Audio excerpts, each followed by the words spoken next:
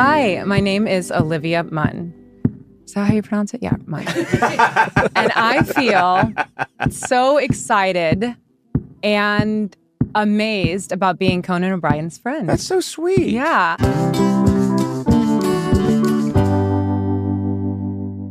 Hey, everybody. Welcome to Conan O'Brien Needs a Friend. This is a very good day because I'm joined, of course, by Sonam Obsessian. Yes. But today marks the return, the heroic return of our good friend and associate, Matt Gorley. Oh, come on, guys. I like the heroic part just fine. We've missed you, I've seriously. missed you guys. Sincerely. Yeah. We've missed you. And just to update everybody, you've been on a paternity leave for... No, I only bring it up because I think it's a world record. It says here... Your daughter was born, I believe, 8 years ago. She's a freshman in college. Oh, how's she doing? Oh, she's great. She's great. No, you've been out for a little while. You've been out for a couple of months. I did. I took a little extended one, and it was the greatest thing. It was fantastic. I mean, I missed you guys. I did, but man. Well, how's it going? Bring us up to date. It's going really well. I was able to spend a lot of time with my older daughter, which, was kind of magical. And then my youngest daughter has just fit right in. And, not to get too sentimental, but sometimes when you have those moments in your life that you know to be the best moments, but you only know it after they're done. This was one I could tell when I was in that it was just amazing. It's really nice. Yeah, it was I'm happy great. that you had that. And also resentful. Yeah. That you took so much time. Let me tell you something. Well, part of the happiness was I wasn't here. Yeah, exactly. You know what I mean? When my daughter was born, I took 20 minutes. And when my son was born, I took 4. Now, let me also just add to that, I'm a terrible father and an awful human being. So, yes, am I saying this is the way to go? You could have asked for some time. I could have asked for some time. Yeah. That was on me. I think I took it was a commercial break. We were doing the late night show. The best part is he didn't even have to ask for time. He could have just told people he's taking time. Yeah, exactly. I know. I want to say something, though, about your paternity leave real quick.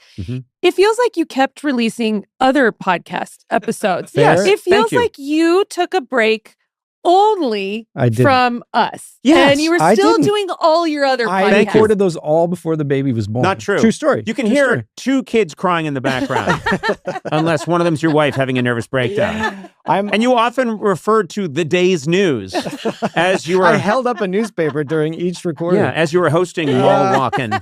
You were, first of all... We might do baby walking. Oh. No, listen, I understand those are priority shows. I didn't record them. All I did was watch World War II movies and Dirty Harry movies with my baby while I held her. I think that's the best thing for a little baby girl to be hearing. She was into it. Make my day, punk. And lots of people getting blowed up. It was a great thing for a little forming brain. It was heaven for me. As that fontanelle is starting to seal. It was pulsing. While we were watching it. Yeah. It was crazy. All right, I have some questions. Yeah.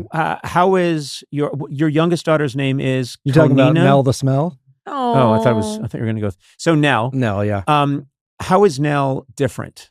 She is night and day different than my first daughter. My first daughter is this wonderful tempest, like just so funny, so crazy.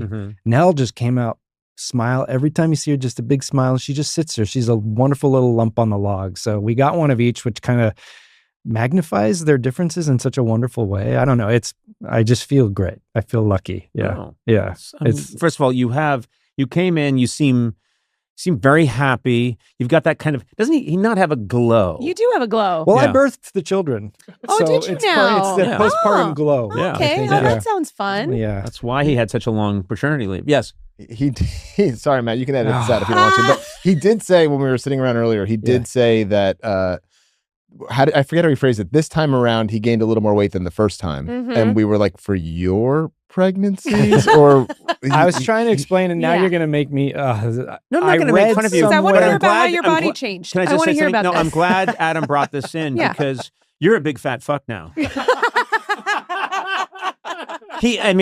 You're all listening, but when you waddled in today. I did put on 10 pounds. Isn't that crazy? Waddled in. 10? Hello. Oh, I don't know. I think had read somewhere that. You're gonna go. You're still going down this road. Oh yeah, no! go ahead. I want to hear it. I hate to do this kind of because what if this is just bullshit? All right. But that there is this evolutionary sort of process to men in postpartum Mhm. that they lose testosterone temporarily, and it's a kind of thing to keep them historically tied to the mother and child From straying. Yeah. from straying, Yeah. and it's a kind of thing that has evolved over time in the survival of those fittest people because the father was there with the child Right, and right. the mother. I'm curious, how does this relate to you that gaining there weight? can be some sympathy weight gained because of the loss of testosterone. Apparently. You also walked in, he's got huge breasts now. I do. You have huge lactating breasts and you're a big fat fuck. And I don't mean either of those in a derogatory way. No, big fat fuck with titties. But when you waddled in here wearing his D cup, I was I did come in. I'm ready to podcast. yeah. But so you gained some weight, but you still look good. Thanks. I don't feel good. Do you feel like your testosterone levels had dropped? You mean am I out there just hounding it? Pounding Let me it. see. Is it pounding it though? No, I tend to hound. Okay. Yeah. All right. That's fine. Hounding it, hounding his creditors for more time. Yeah, that's what I mean. Yeah. Oh, I'm hounding it. All right. You're doing what? I don't. I think so. I mean, I've certainly been like a sentimental mess in a sort of like good way. You know, That's just sweet. every single thing knocks me down in a like kind of sweet way. That's you know? nice. Well, I don't think I've ever had No, that. you I was know- gonna wouldn't say, know what did I'm you? talking about. No. Do you feel like your testosterone dipped? No. Well, first of all, After your kids were born. I'm not asking. no, but current you know, state. my mother-in-law, Pam, God rest her soul, she did say, I remembered once sort of talking about how I think I've grown wiser over the years. I'm not as intense as I used to be. I was very focused and very driven in my 20s and 30s and 40s. And I said, I think I'm maturing. And she just, she was a expert in these matters. And she just said, no, your testosterone level has dropped. Like I was trying to credit it all to wisdom. And she was like, no, you just have less of that, asshole juice running through your body. See, I went through a male pregnancy. He went through menopause. Yeah. Yeah. Oh, No, I did. true. I did. Yeah. Oh, that's nice. I did. Yeah, I don't think that I got the sentimentality. I'm waiting for that part. Hmm. I don't get all mushy. You don't really ever? I Honestly? do when I When it comes to your kids, especially. no, just when I Oh. see old clips of late night. Oh. I'm like, look at him with Al Roker, 1994. Broker. No, I do. Always I Al do. Roker. I I don't know. Well, I'm just saying stuff, but Yeah. I think. But yeah, I am very. First of all, very glad you're back. Oh, I'm glad to be back. Yeah. Because you are a very important voice here on this show, as you know, and I say that with no ridicule or jokes attached to it, Or seriousness? or seriousness, or real honesty. Yeah. No, but we're really happy. You're I'm back. so glad to be back. I did miss you guys. I edited the show while I was gone, so it was really interesting to hear you guys kind of feel like I was there in a one-way sort of way, where it was Yeah. just coming at me. Were you ever coming in with your patented course quips, I but then was. realizing that you were just listening to us and you couldn't participate? Of course, and I don't have any actual cash with me, but I'm making a $100 bill that I would like to send to Eduardo for his little bitch putting you in your place. Yay. That's right. Well, that was an iconic moment in the podcast. It was. When Eduardo called me little bitch. I forgot your little What? bitch, so Eduardo! And you know what? Some people say our country is terribly divided. Unified the country. Yeah. Everyone. I don't care if you're a red state, blue state, Trumper, never Trumper. Everyone said, yes, that guy's a little bitch. Yeah. It Everybody, was a beautiful moment. It was a really sweet, definitely sweet everybody in moment. the country listening to Lil Bitch and Big Fat Fuck with Dem Titties. Yeah, big fat Drive fuck with Time them Radio. titties. Yeah. We bring people together Yeah. with our special brand of the truth. Can we give a What? very special thank you to David Hopping for having Yes. covered for Gorals? David That's a- was fantastic because Yeah. I edited and I at a time was just like, oh, they don't need me. He's great. You know what I mean? No, He's fantastic. we need you. No, he was great. Because I won't have, David I can take in small doses. And I love David. Yeah. But he works Hillary Duff into every conversation. and I like Hillary Duff. I'd gladly have her here on the pod. Yes. Whenever we clear up whatever legal thing we have between us. But yeah, he is so obsessed with Hillary Duff. Can I just shout out, in all honesty, my wife who did all the work, obviously, for all of this. Yes. She's been amazing. And so Amanda, the two girls. Yeah. Yeah. Amanda, your wife, very beautiful, very talented. You're a lucky man. I am. Man, you're lucky. Yeah. Okay. Well, hold on. Jesus Wow. Christ, You you really- kind of lucked out. God. Well, I'm just saying. It's kind of creepy the way you're saying it. I'm just saying when he said, It's "Oh, also you a got to little meet diminishing. when he said, "You got to meet my wife," I thought it was going to be like a broom with a face painted on it. Her name's Amanda. Say hi, Amanda. Hello. I mean, come on, Gorley's wife. That's fair. Then this total smoke show comes walking in. She's gorgeous. The same could be said for you too. Oh, I mean, please. both of you for are Christ. really punching up. Yes. Yeah, I will. I mean, no offense, but oh my God, are It's you true. punching up? Both No, of people you. think Jesus that Christ. Liza met, that Liza visited me in the hospital. Like, What do you mean? they just think some total accident happened, and that's how I got this woman. Like she was there and then amnesia. accidentally got married. She had amnesia, and you came in and went, "I'm your husband." Yeah, exactly. Thank God I found you. Yeah, and you think I'm handsome? Oh, it's No, like while you were yes, sleeping. we're both very lucky men. Yes, you are. And so as a lucky fella, you're a husband. Tacticesian. Yeah, I can't yeah. believe I'm saying Tacticesian now. Tack. You don't even know his last name, do you? No, it's Baroyan. It Yeah, isn't. no. It's Tacticesian. It's not Tacticesian, but yeah. Anyway, this is Thank getting you. That's really nice. nice and everything. So I just want to get us back to Fair ground enough. zero. Right. Yeah. Okay. Please do. You suck. You were way too long. I'm fat. Yeah, and you're a okay. fat fuck. You're Yeah, a I'm fat a fat guy fuck. now. Fat guy. Okay. You got to lose the weight. Yeah, Okay. with your titties. Your husband's name's Tacticesian. You're way too loud, and you don't help me as much as you should.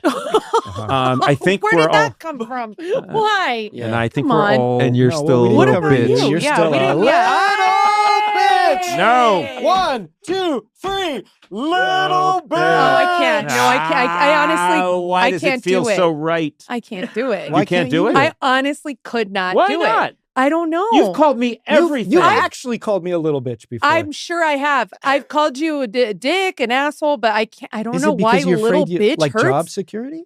No, Oh. I think I just I feel like it's too far.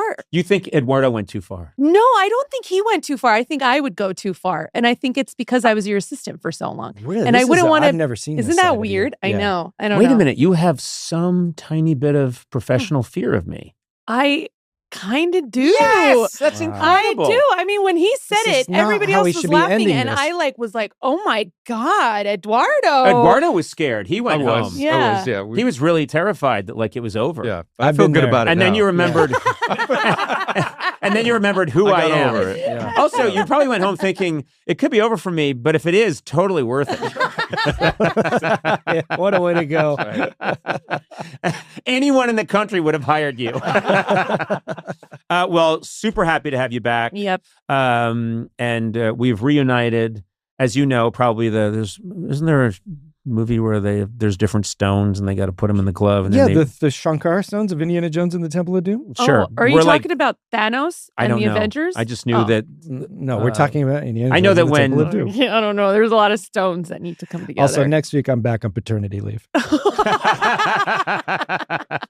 So much I'm looking forward to this summer. Me too. You know what I'm talking about? First of all, July 4th is going Mm-hmm. to be the 250th anniversary of the United States of America. We That's did a it. big deal. And Mhm. just as important, some pretty big soccer games headed our way. Sports. I don't want to get too specific, but let's say some pretty big soccer games Yeah. are coming our way. On a global scale. On a global scale, that's all we'll say.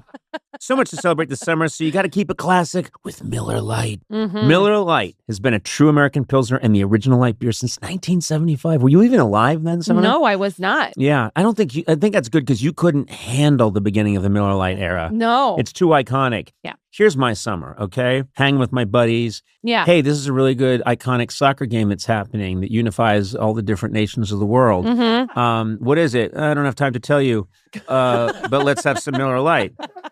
Clean finish, refreshing, easy to drink. And when it's hot outside, nothing feels better going down than an icy, cool Miller Lite. It's an all-American summer, and it starts with all-American beer, Miller Lite. Go to MillerLite.com/Conan to find delivery options near you, or you can pick up some Miller Lite pretty much anywhere they sell beer. Miller time. Celebrate responsibly. Miller Brewing Company, Milwaukee, Wisconsin. 96 calories and 3.2 carbs per 12 ounces. I was at the airport. I was waiting in one of those long lines, and I kept saying, "Hey, let me through. I'm Conan O'Brien." And they said, "Shut up. You'll wait in line." And I went, "Oh, okay." And that's so sad. It's a really good story. But I was hungry. I didn't have a snack with me. You got to keep it. And I didn't want to lose my place in line and go try and find something. I know. That's when you got to have Nutri-Grain on you. You got to always have a snack in your bag. And when it's a Nutri-Grain, it's perfect. It's perfect because it's the right size. It's handy. It's also nutritious. Yes. Okay. You can go anywhere. It's made with 10 grams of whole grains, 10 vitamins and minerals. These guys are obsessed with 10s. And no high fructose corn syrup. Nutri-Grain nourishes and it hits the spot with delicious flavors. They got strawberry, apple cinnamon, blueberry flavors. I just had a blueberry back in the snack area. Yeah. With a little bit of a glass of milk. You earned it. Nice job. Nice job. Each Nutri-Grain Crunchy Bar contains at least 23 grams of whole grains and provides a good source of fiber. Find nutritious and always delicious Nutri-Grain bars at your favorite store or online retailer today. And look for new Nutri-Grain Crunchy Bars in stores near you. Oh, I'll get that crunchy, I will. Okay, let's do this. You know my guest today from the TV show The Newsroom and the film X-Men Apocalypse. Now you can see her in the Apple TV Plus series Your Friends and Neighbors. Very delighted to have her here today. Olivia Munn, welcome.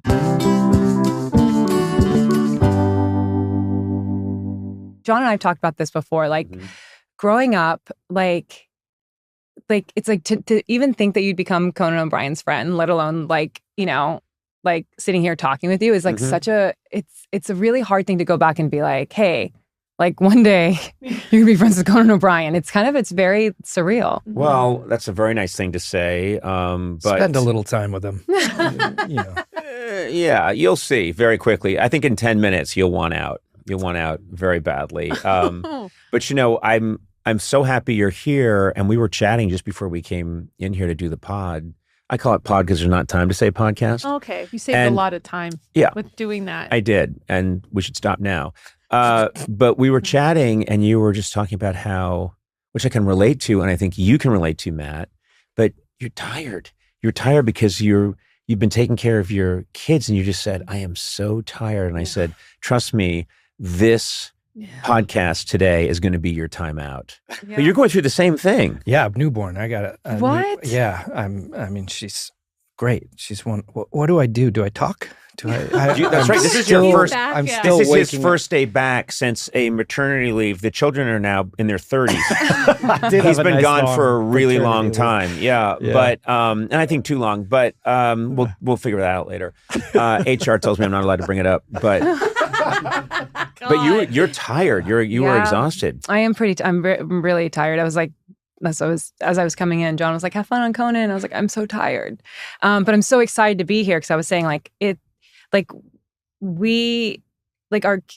4 and 19 months. And we, of course we have people that help us and we're so grateful and lucky. But I was saying we do like this crazy thing is that like when everyone's there and like we're happy to help and be there to help, my mom is there to help too. And my stepdad, like we want to be in the mess. You know, just be in it with them. And the problem is that it just leaves us with nothing on the other side. So like we're giving to our work and then we come home and it's like we can do it all ourselves. And it's just, and I just I don't have that instinct. Oh. When I come home, I'm very happy to say, because we have a lot of help. I have 8 butlers.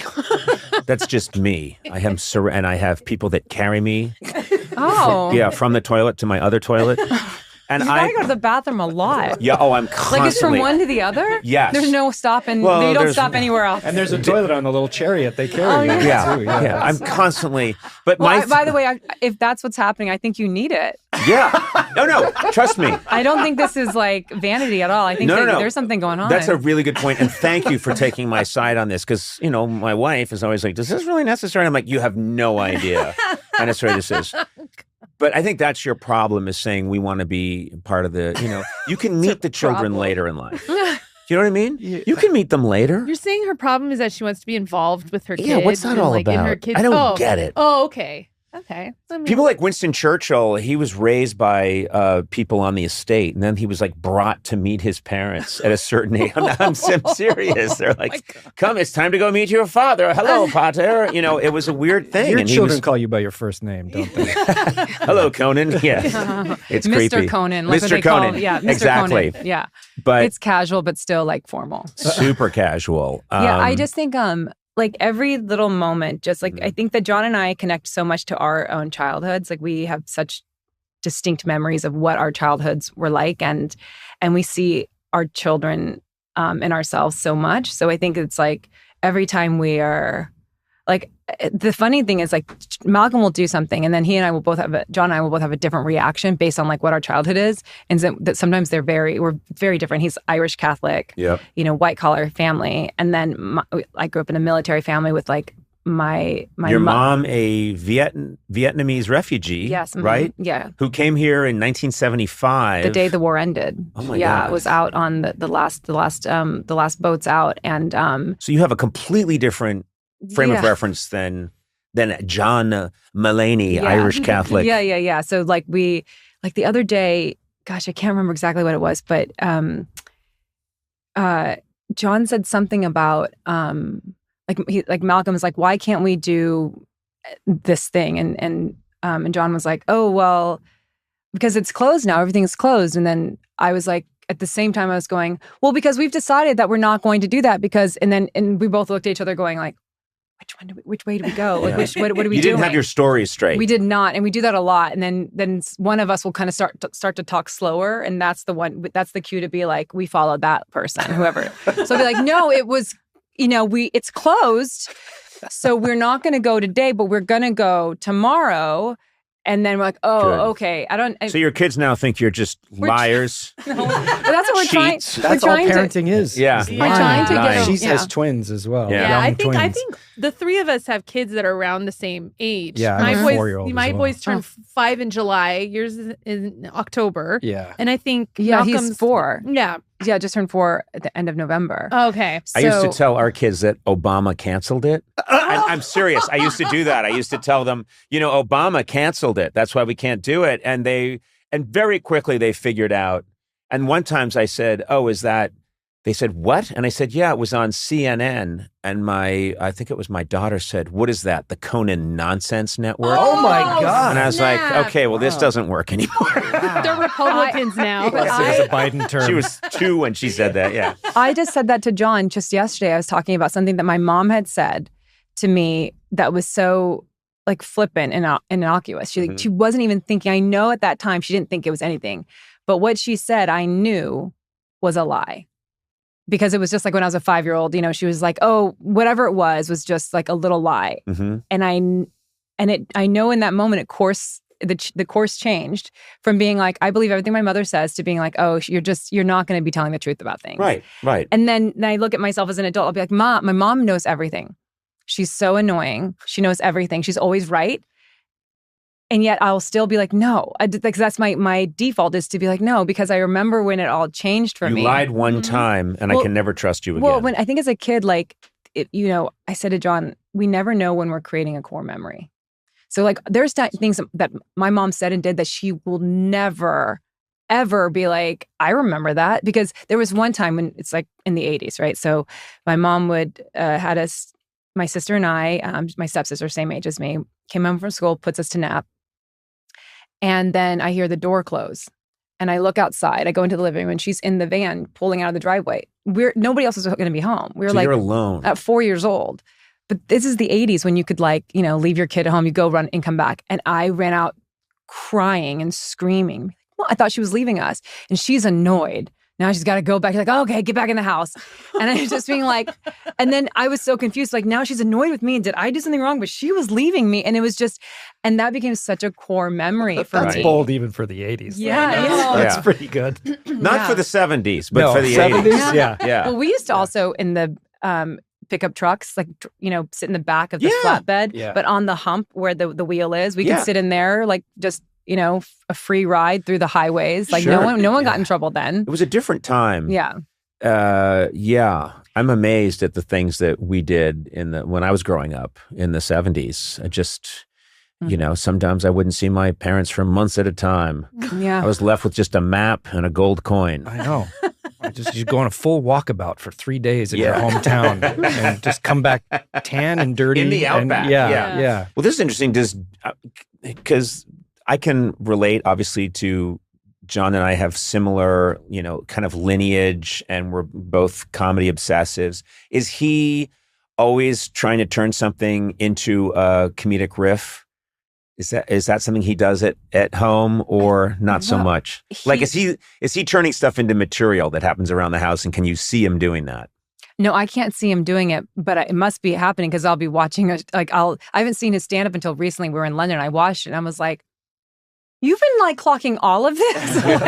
Core memories. You're making core memories. I'm like, everything is a core memory. Everything. His latest special is called Core Memories. Yeah. No, because but I have noticed something with him that you might relate to as like a comedian, because I see it now with him, is that like Malcolm said something the other day too, I think, and when something's really funny, there's not a big reaction. It's just like, oh yeah, and like his brain is already, it's almost like he's like writing it down in a notebook in his head. Yes. You don't immediately laugh. Exactly. You just go, oh, that's very funny. Yeah. I see. Yes, that can be used later. Yeah, joy. Yeah. I know. But I think sometimes there's not. Sometimes there's really not. There's like, yes, job. that's very good. That's very good. I think it clicks. It just literally, it flips a switch instead of like where the rest of us are just like, that's funny. I think it immediately flips this other switch that's like, that is very funny. Let me log this down. Let me not forget the nuances of whatever this whole little moment was. So that happens a lot more than I recognized like the first year we're together. Yeah, it's not as obvious as John saying, your Malcolm falls down and he's like, wait a minute, I can use this. No. Keep crying so I get down what it's like. But we were talking just before we got started, and I thought, I want to ask you about this because your early life, there's a lot happening. Your mom comes here. And when she has you, where are you living? Is it Oklahoma? Oklahoma. I was born in Oklahoma City. Oklahoma. But then it doesn't work out. Her marriage doesn't work out. My father cheats on my mother when I was 6 months old. Oh, boy. And then she my sister was 2.5. I was 6 months. And my mom was had his dry cleaning and was going through his suit jacket and found 2 movie ticket stubs. And went up and asked him, like, did you go to the movies with somebody? And he said, yes. And she goes, was it a girl or a guy? He goes, it's a girl. And he goes, is it a date? And he's like, yes. And then so she leaves.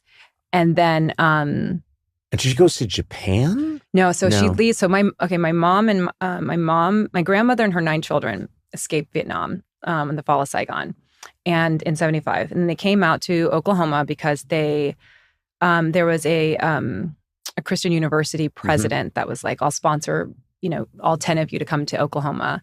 And they went there. And then my mom went to university and everybody still lived there in Oklahoma. And then when she left my father, she went back home to my grandmother's house with, my uncles and everybody there to take care of her and us.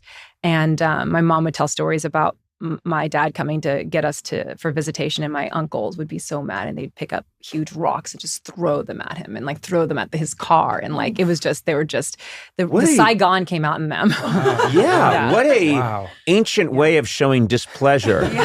Do you know what I mean? I'm going to take a note for this podcast. I'm passive aggressive with you, Matt, but I don't pick up large boulders and throw them at you. But now that we know that's an option. It is an option. Yeah. But so then she goes. And then eventually she remarries my first stepfather. My mom's been married 3 times. My second stepfather, it's important to note that he is amazing. His name is Sam. But my first stepfather was not a good guy at all. It's really for 14 years of my life, from like 2 to 16. And so she married him, and he was in the military. And then that brought us to. And he was a bit of a rageaholic, yelling person. Would you call him that? He was very abusive in many ways. And it's interesting, like with abuse, right? Like like there was definitely screaming and yelling, but there wasn't like a rage like when you see in movies, just somebody comes in, wow, what's going on in here? Right. It was just like that. It's when, you know, your blood runs cold. You just feel, sure. you know, you could just feel it.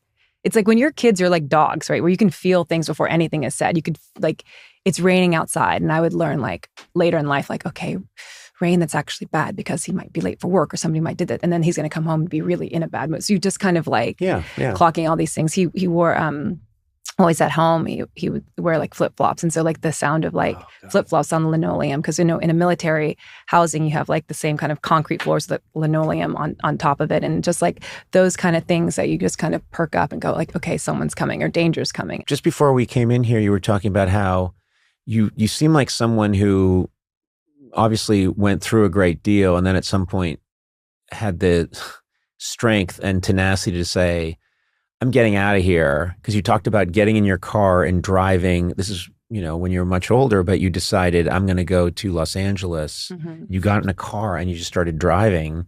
And you said, you know, your car broke down at one point and you were looking for a replacement part on the side of the road. Yeah. So I mean, there's this real fire in you, like, I am going to get out. I always wanted to be an actor. And when I was like maybe 17 or something, my best friend gave me this book called An Actor's Guide, Your First Year in Hollywood. And I was like, page 1, let's go. Here, we're going to make it. Yep. And so I told my mom that I wanted to be an actor. And, you know, my mom being an immigrant was like, oh, okay, that's not, you know, my mom and her siblings all came to America with nothing. And they all have like, you know, master's degrees and PhDs and become like top engineers. And one has worked for NASA and they're doctors. And so my mom was like, you know, we don't have a dentist or a lawyer in the family yet.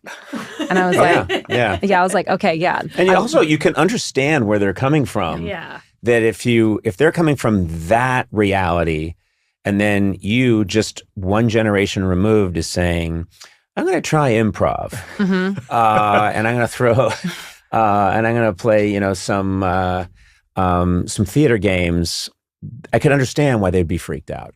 Yeah, especially because she's like, wait, you want to do what? Like, she did tell me a long time ago, she goes, you want to be actor? You go, only one man can do it. Tom Cruise. You're not Tom Cruise. I was like, what? I go, Mom, there's a lot of people. She is true. There is only one man that can do it. You're not Tom Cruise. I was like, I'm not. However, he and I do have the same birthday. So I would ask her a lot. And she was like, if you go to college and use your degree for 1 year, like, then I'll say, okay, you can go. And now I know at this point I'm an adult, but it's an Asian family. So it really mattered that my mom was, you know, there to support me. And also I didn't have the money to go do that. And I needed a lot of support and permission from my mom. And so I graduated from University of Oklahoma with a journalism degree. And then I worked at the NBC affiliate for 1 year in Tulsa, Oklahoma. And you were sideline? No, I was doing the assignment desk. You've been into a newsroom before? So there's we go into a newsroom, there's this assignment desk, and it's where you answer the calls from people going like, I love what, you know, Jane was wearing today what color was that suit? And it's also people going like, there was a, you know, I've got a complaint about, you know, XYZ and what's happening over here on this street. There's also all of these police scanners, paramedic scanners, fire department scanners. And it's just constant noise of people telling you like there's a school bus turned over on 49th Street. There is a house fire on 8th. And it's constantly all the time. And your job is to hear it all and then to tell people and to be like, Conan, go to 89th Street. There's right. There's a fire at McCready's Barn. Get over there. Exactly. And they're right there in front of me. And I hear nothing. And I could hear producers screaming out they're like, a school bus turned over on 29th. And you're like, I'm like, really? And they're like, oh my gosh, there's a house fire on Robertson. I'm like, there is? And I'm like, I'm the worst person at this job ever. Your job is not to go, you don't say. Wow, there must be some fire. We should put it on the news. I'd be watching people get up and run and I'm like, what? They're like, and they'd be into the parking lot screaming what's happening. And I just couldn't hear it. And so I took that job for a year. And then they asked me, don't ask me why. They're like, do you want to stay on longer? And I was like, well, I told my mom I would only do this for a year before I would go. And I was just determined to just do a year.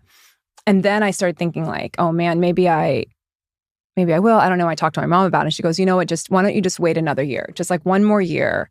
And then you should go out to California and give it a try, but just one more year. So I was like, okay. And then one day, speaking of core memories, like not knowing when you're creating them, my sister was getting dressed and she was in the bathroom putting on her makeup. And she said, oh, you know, Mom said the funniest thing to me the other day. She said, you know, Olivia keeps wanting to go to California to be an actor. And I just told her like next year. And if she says anything to you about it, just tell her next year. And we'll just keep saying next year until one day she'll forget about it. Yeah. And my sister said it of just like, Mom is so silly. Isn't that so silly? And I'm pretty sure my sister doesn't even know this story because it probably didn't even clock to her. But in that moment, I was like, oh my God, like, well, why is this working? Like, why? Because it clearly worked on me. And I thought, well, I'm letting it work. Why am I letting it work on me? Well, because what if I don't make it? And if I don't make it, then for the rest of my life, I could always say, well, I was going to be an actor, but my mom wouldn't let me. Right. I was going to. Yeah. In a way, you have an out. I have an out Yeah. forever. So I had this old like beat up Land Rover Discovery that like broke down like every 20 miles or so. And we did something that like it was not a good thing for the environment to do, but we took out the catalytic converter because in Oklahoma you could. And the catalytic converter allows more just to have just more like horsepower and and it's really bad for the environment because it lets all the exhaust kind of out, but in Oklahoma you could do it. So thanks, Oklahoma. So the mechanic was like, you know, you take this out, you're gonna be able to go a lot faster and you're gonna get just more. Shoots gasoline out the back, propelling you forward. And then I also had a crack in my radiator, and I knew about that, but I couldn't afford to. Like, you're driving Chernobyl. Yeah. Exactly. And so, I mean, you're kind of low on uranium. So so then I had to drive, like, got in the car and I was to go from Oklahoma to Texas and then all the way through, you know, New Mexico, Arizona, and then to California. But it stopped like every 200 miles. And because you have to stop, open the gaskets, put in the radiator fluid, you know, to the Freon to, you know, keep it going. And then at one point, it just was like steam was coming out. I was in the middle of New Mexico and the steam was just like spewing out, and it's like the check engine light's coming on. So I pull over and I'm like, oh my gosh. And like the hose for the radiator had blown. It was like a crack in it. And so I'm like, and this is like before, like, you know, I think I had a cell phone, but it was like a Nexus, like Nextel, you know, it was one of those weird ones that nobody else had. So, I'm like, I'm on the side of the road on the highway, like walking for a while, going through the brush. And then I find a hose. I'm looking for something that I could use. And I find a hose. And because I've already had to do these things. A radiator hose? No, not a radiator hose. Oh, okay. No, it Still, was like a hose. A hose. You found what you were looking for? That's amazing. It was, I don't know what kind of hose. It wasn't a water hose. It was something. But I did it because in college, my best friend, Kara, she taught me a lot of this stuff. And so this had happened once before when we were in Oklahoma during college. And I was like, what are we doing? She's like, we're going to go find a hose. I was like, what do you mean? She's like, we're going to find something. And like, so we like on the side of the road, you just keep like looking and you'll find something. And so, you know, it wasn't easy. It wasn't like, I was like an hour Have you or so. considered Just like treasure hunting? I'm just saying you may have a real talent here. Well, you just searching to find something. And I carried the screwdriver and I carried like the heat resistant duct tape. I mean, I had the whole thing because like this was a situation that I had experienced for like over a year. I've been going through this. So you'd think actually that I would have kept like extra hoses. Yeah. That's the key. No, not if your experience is just go outside and look around. Yeah. It's like shopping at Meineke. But we found it and it got me through. It got me it got me like all the way to Altadena where I was meeting cousins. And so how long before you got work? Once you get to LA, was it a long time before you found some work in front of the camera? Well, it depends on how you describe work. So in Actor's Guide, your first year in Hollywood, they you really, they tell you after the chapter on finding a hose. This book is really good. you know how like they do like a new Yes, edition. they Maybe they should do a new they edition should up- interviewing me from Yeah, now. the new edition. Yeah. So it says like to become an actor, you need to join the union. And how do you join the union? You get your SAG card. How do you get your SAG card? Well, you book something that gives you your SAG card, or you go and be an extra. And you can be an extra and you get like pink slips. I think it was like 3 pink slips equals like 1 SAG card. That's what I did. You That's did? how Did I you get it? Yeah, for being an extra. Yeah. Wait, how many pink slips did you get? 3? And did you get speaking parts? No, I was just. How did you get featured? No, I was a high school student, even though I looked 38. And It said, I saw what's the credits. It said creepy high school student. Yeah. Wait. Yeah, prematurely aged Did student. everyone get one, or did they just give it to you? there were the guy. It was called a show called The Smart Guy on like was it Nickelodeon or something? I can't remember. And one of the actors was someone we knew from an improv group, and so he got 3 of us as featured extras to get our SAG cards. Wait, what was the featured part? Creepy guy in a high school. Like we weren't like speaking. It was some kind of. It seemed like a game. See, or that's something. the. So it's really background work. It totally is background was. work. Yeah.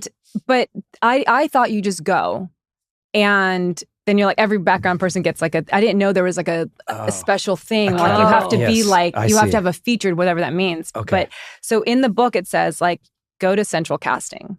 And you bring your passport and another identification, and you go there and you line up. So I go to central casting out in Burbank, and like there is a line that goes, down the block, around the block, and I'm there, like passport in hand, the biggest smile on my face. I'm like, we're doing it.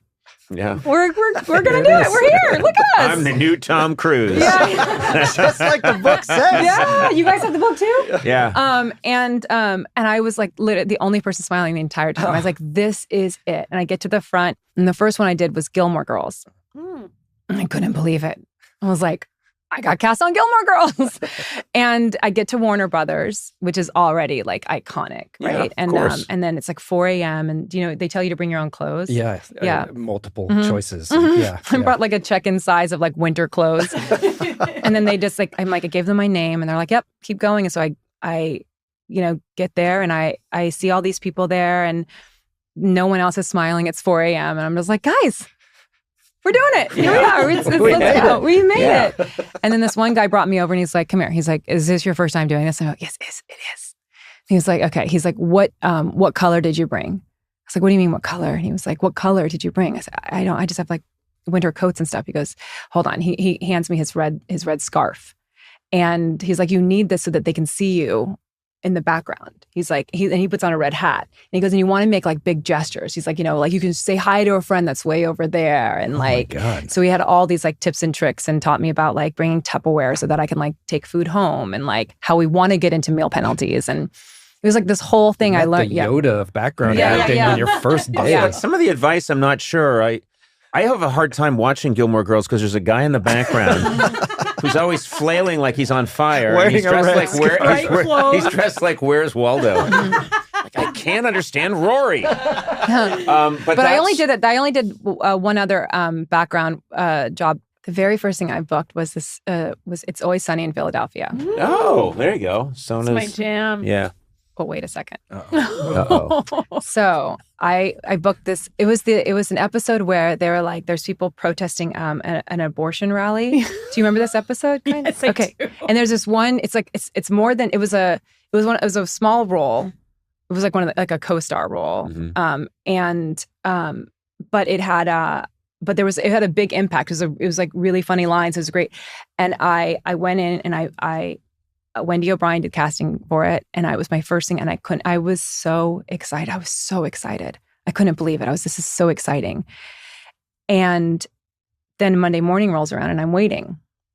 Supposed to be filmed, but I've never done anything like this before, so I don't know. I know it's supposed to be filmed on Monday, and I'm waiting. And then I try to get a hold of somebody at the agency, like no one's answering. Try to get somebody at the management company, no one's answering, because it's super early in the morning. I'm like, I feel like I'm supposed to be there already. And then finally I get a call from production, and the woman's like, oh my God, we transposed the last 2 numbers of your cell phone. My number at the time was 0608. So they were calling 0806. And they're like, I'm so sorry. We had to go audition all of the extras for this role. And I was like, what do you mean? They're like, we told your managers, but my manager at the time was too busy starring and filming his own movie Oh God. that weekend. Oh, come on, that bro. he didn't give me any of the come yeah. on, bro. Mm-hmm. Oh my God. I would give him just a number more chances if I were. It's not too I'll give him 15 more chances. Yeah. I was like, you guys, I'll be right there. Like, I'm sorry we've had to move. Like, but don't worry, we'll remember you for the next time. I thought, of course you're not going to. I look back at my start and there were things I desperately wanted to happen that didn't happen. And then later on, I realized that if those things had happened, the real great shots wouldn't have come along for me. It would have set me off on a different road. So, because you go on this streak of Attack of the Show, you get... Daily Show. Yeah, Daily Show. You got offered a part on 30 Rock. Oh, that one, yeah. Which you couldn't end up doing. Mm-hmm. And then you do the Newsroom. That was like my first big, like, a behemoth to take on, right? Like the Daily Show with Jon Stewart was those both are like kind of simultaneous, like, and they're very different in their own ways. Right. But then I knew that I was like just the outlier in that whole cast for the Newsroom. And that, and actually after my first day of filming, the very first scene that you see me in episode 2, season 1, he came to me afterwards. He's like, he's like, just so you know, we were all watching being like, what's this girl from the Daily Show going to do? Mm-hmm. And I was like, and I kind of felt that pressure a little bit, but also at the same time felt like I didn't know a lot about, like the etiquette of filming on sets, and like how, like, I would ask a lot of questions. I would go to Sorkin and be like, can you explain all these little things to me? Because I was like, I mean, I didn't write the character, you did. So I would, right. And so there was like and I would ask other actors to be like, how would you say this line? And they'd be like, what? Like, you can't. And I was like, because like, you apparently, you're not supposed to give other people acting notes, which I never would. But I think in that same vein, they're surprised that they're like, well, you're going to want, and I'm like, yeah, well, like why would I just want to use my brain if I can have everyone's, help and involved in this? And so I was looking at, I knew I had like such an amazing high caliber group of actors around me. And I was like, oh man, I just have to like kind of narrow in and think about what I'm doing. And I at that time in entertainment, I feel like a lot of times I'd seen characters like that play really just overly demanding or apologetic. And I just wanted to play it straight. Mm-hmm. I just was like, there's like, just like nothing has come close to that. I stopped filming that show in 2014, something like that, a long time ago. And nothing has come close to that scene because of the challenges that Sorkin put for me in there to like really like just make things really small, but still give it as much impact as I think could. Also he'd be a very hard guy. It'd be very hard to act in his stuff because he puts so much dialogue in there. So dense. It's so dense. Yeah. And when I watch his stuff, I'm always he's obviously a great writer and he's really a savant at this. He does great work. But I'm always thinking, yeah, I couldn't work for that guy. Memorize all that I couldn't, stuff? And what me, I'd just be making up gibberish. And he also loves walking and talking. So that business where... and you literally can't walk and talk. I can't walk. Yeah. I cannot walk, and I cannot. Unless you're being carried on a toilet. If I'm carried on a toilet, that's why. Yeah. My scenes. But oh my God, it's interesting because you've had kids. I know that you then battled breast cancer, and you made this decision to just take time off, but I heard you say somewhere, I'm not going to do some announcement that you won't be seeing me for a while. Yeah. Which I thought was cool because when people announce, I'll be stepping down from my career momentarily, I always think no one asked. Yeah. I'm like, I always think it's so funny when people do that. I'm like, you don't play for the Lakers. Like no one's being like, where are they? Tuesday night, where are they? Yeah. I'm like, you're an actor. Like everyone wants to make this big announcement. And it's like, I think if there's somewhere where people are expecting you to be, then okay, you should let us know you're not going to be there. But it was like it was a personal decision, and I just felt like I just had gone through. I don't know if your wife dealt with postpartum, but I had the worst postpartum anxiety. Did you have that at all? Yeah, I did. Yeah. I was ready for postpartum depression because I heard about it. I'd never heard of postpartum anxiety, and so it was. like about a month after Malcolm was born. And all of a sudden I just like, I wake up at 4 a.m. My eyes just pop open. And I just go, and I just feel it in my chest every day. And it's like that every day for almost a year. And I would just have to hold his arm going from room to room sometimes. And that would just be like cool. The rest, like sometimes it'd be cool, but it would always be there. And I didn't understand what it was. And I didn't really say anything to anybody about it. I just told him like, I don't really feel good. I'm just kind of feeling anxious. And it wasn't until, it wasn't for like 9 months or something until finally I like opened up to I think my therapist about it. And I wasn't able to make a lot of breast milk. And so then I really tried, and my son was struggling because I was not giving him any nourishment. And it was, so frustrating. And so I was like, I'm just stopping. I'm going to put him on formula. He's going to be okay. But by stopping cold turkey like that, I didn't know, even if I made a little bit, what happens is your hormones drop. Oh. And everything, like I was not prepared for that. So then it just dropped me into like the depths of postpartum hell. Ugh. And I was spiraling. And then I ended up getting, people would ask me like, what were your thoughts? Well, the thing is I didn't have thoughts. Thank God I didn't have any thoughts of self-harm or hurting anyone else. And my heart goes out to every woman who's experiencing that. And there's not enough sympathy and empathy and understanding for that. It's absolutely horrifying to feel those things, I can imagine. Yeah. So that was a big part of the reason why I was like, okay, I need to take some time away, but I wasn't thinking about that yet.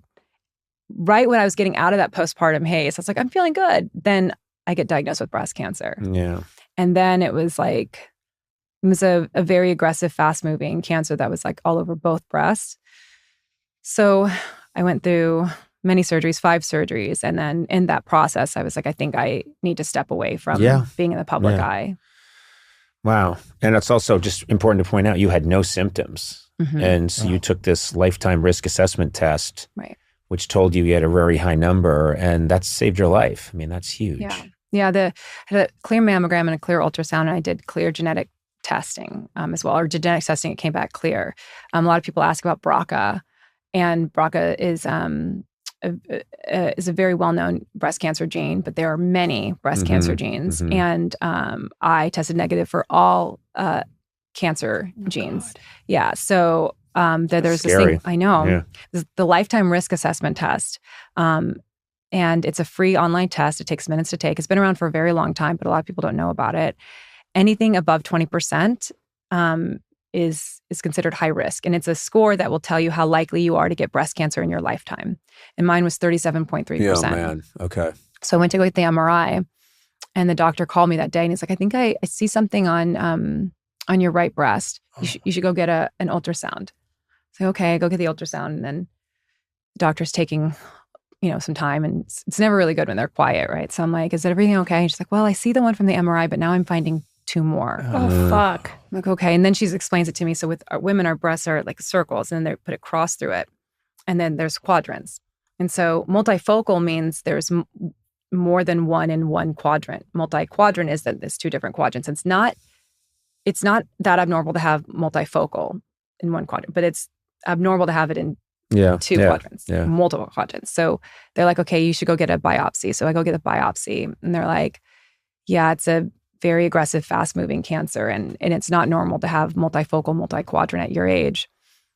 And then they're like, well, let's go back to your original MRI and look at the other side. And they looked at the left breast. They go, okay, yes, we got to go an MRI biopsy on this. And they did that one as well. And so they're like, so then I was diagnosed with multifocal, multi-quadrant bilateral breast cancer. And then after my double mastectomy, they sent it off for pathology, and they find a tangerine-sized section of more breast cancer in my right breast. Because, they look for, it's called clearing the margin. So when they get your tumors, they take the tissue out, and they want to come back and be like, okay, we were able to clear margin. So whatever tissue sample we got, we were able to say we got the tumor because there's clear tissue all around it. And because they did my whole double mastectomy, they were able to take all the tissue out, but they were like, okay, we weren't able to get clear margins till past like a tangerine-sized section of more. So, and that was, and I would not have found it until it was a much later stage if I didn't take the lifetime risk assessment test. Wow. And then a year after that, a little less than a year after that, I would have my mom do a mammogram. My mom just turned 70. I had her do a mammogram and an ultrasound, clear. And I did her lifetime risk assessment score.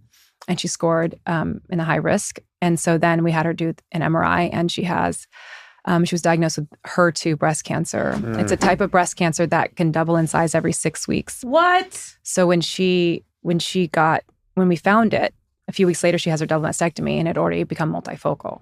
Because it was. I gotta do this to Yeah, you do. It's you do.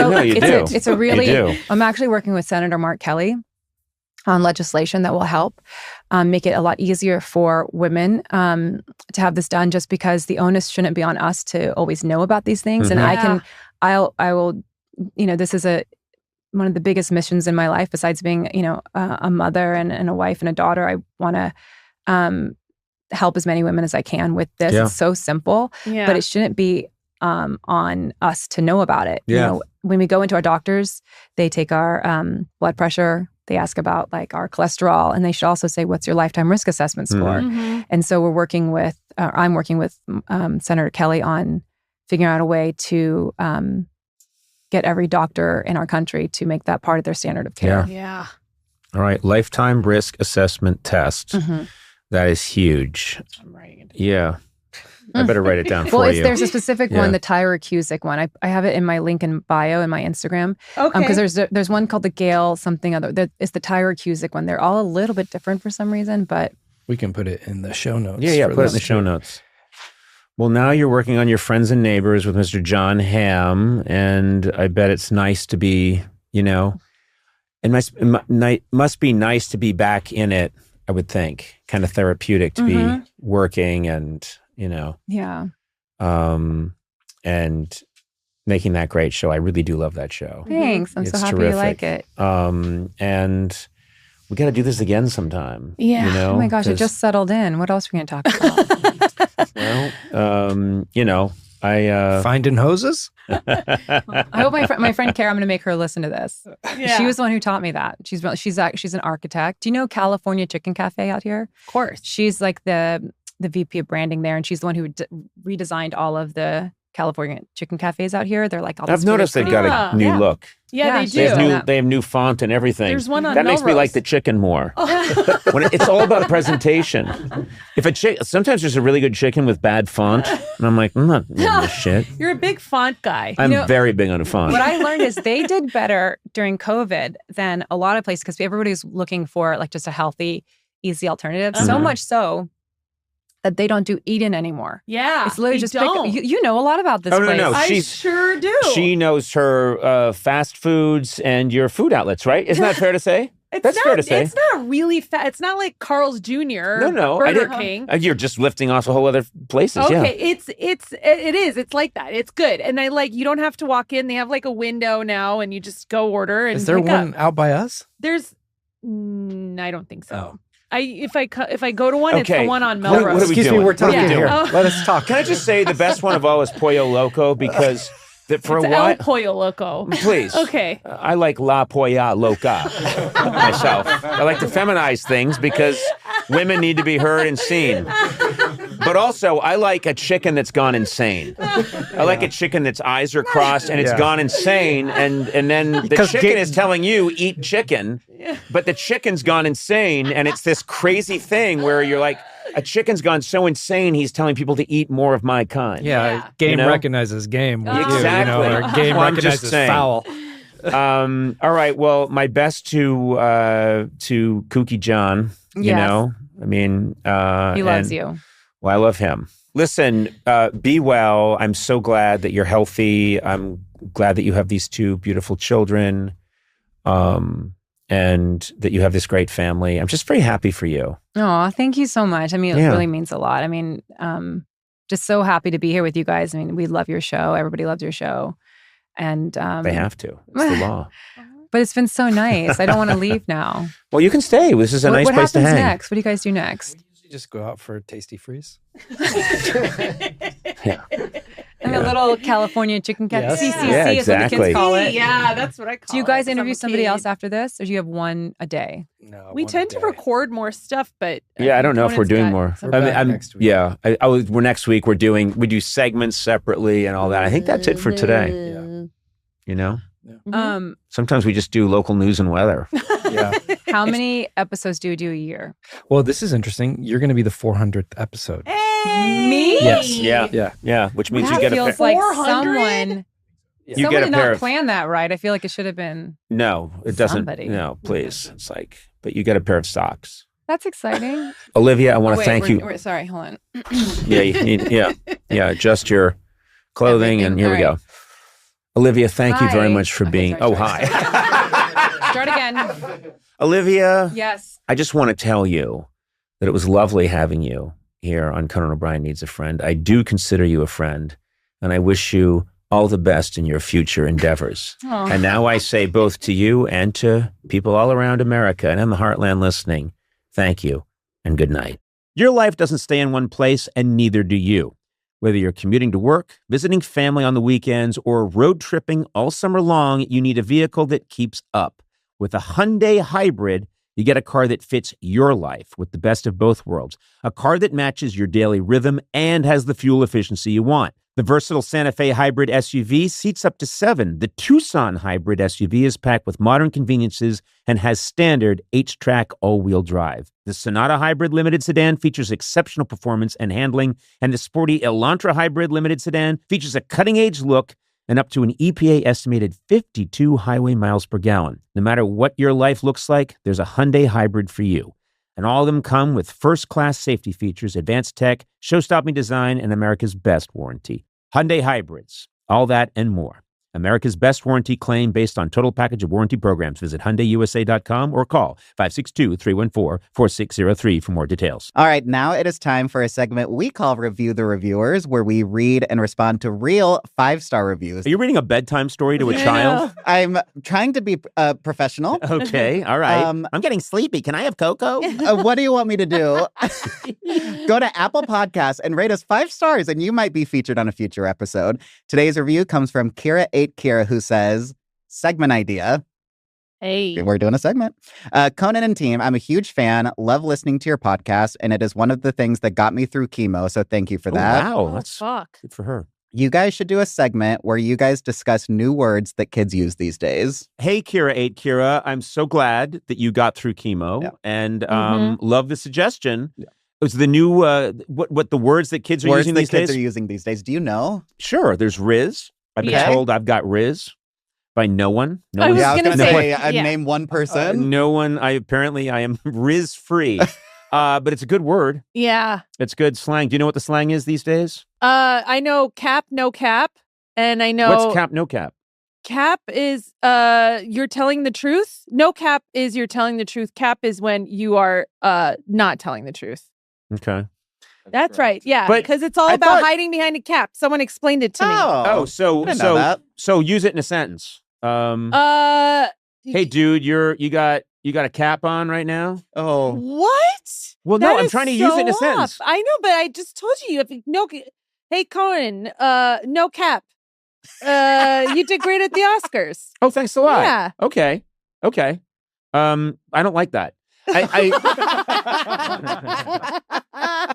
I just think these new phrases should be easier to say. Yeah. Do you know what I mean? That's why, like, the guy's got Riz makes sense to me because you're saying a lot in a very short little word. Yeah. That's why I think it's useful. No cap just feels like you're complicating something that's, Well, it's not meant for you.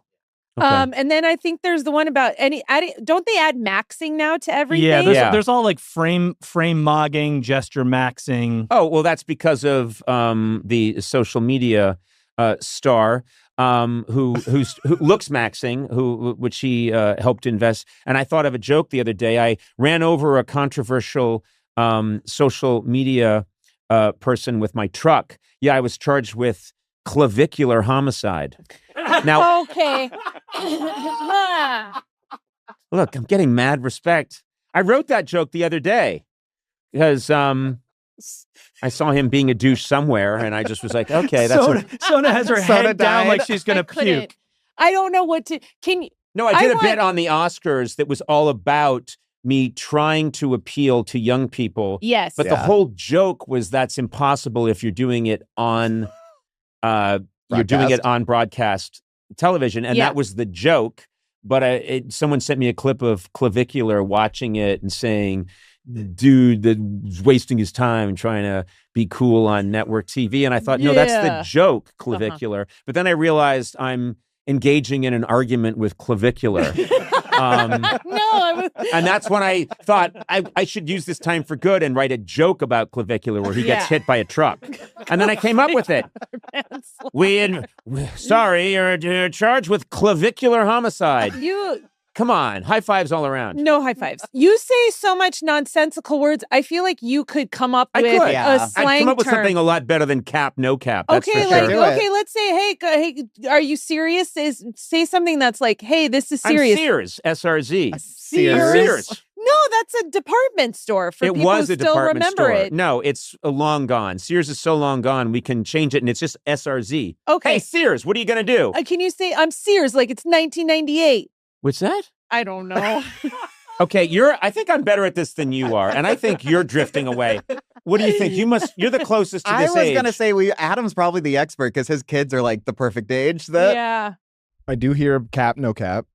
Tell them it's not good and to switch to Sears, SRZ. Low key, people say all the time. And you actually in your Oscars thing said, which was really funny, and we say it at home now, low genuinely or something like that. Low right? genuinely, Which I think you made up, but it's like a play on low key. Yeah. And they say low key a lot. I just said what Skylar Higley told me to say. That was one where it was like teaching a dog how to speak by putting peanut butter on its lips.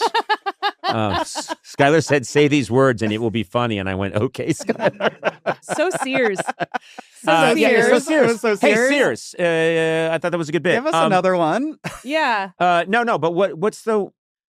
You don't know? I feel like I don't know. No. Blake has one. Yeah. Oh, a lot of times people will talk to chat, like, chat. That's, because when you're live streaming, you're looking at a chat that people are talking about, but people are bringing it IRL into real life and saying, oh, yeah, chat, let's go out to dinner at, Chipotle or whatever. Well, I don't, but okay. They're referencing that, yes, a chat can be happening while you're having a conversation online. They'll say chat instead of guys. Like, hey, guys, let's go do this. Hey, chat. That's okay. That's bad. Or there's like the silent scream, I feel like Gen Z does. Have you seen that where they'll go like, I've never seen that before. They'll also say bet. Yeah, bet I've heard a lot. Bet is really big. You know what I want to do? I want to grow even older in ignorance. Okay. That's my dream, is just to drift away on the ice. Okay. And just not know about no cap, chip chop, flip flop, squabbly doo. I love it. You do? Did you not use slang terms when you were younger? I think I used slang terms from the 40s when I was growing up in the 70s. You must have been so cool. I was like, hey, 23 skidoo, I was always trapped in the 1930s and 40s in the late 1970s. Sure. You have I was a weird kid and no one should do as I did. All right, I think we learned a lot. And also in a way, we learned nothing. Sure. Yeah. And maybe we now know less than we did before. And we've accomplished our mission. Beautiful. Sears.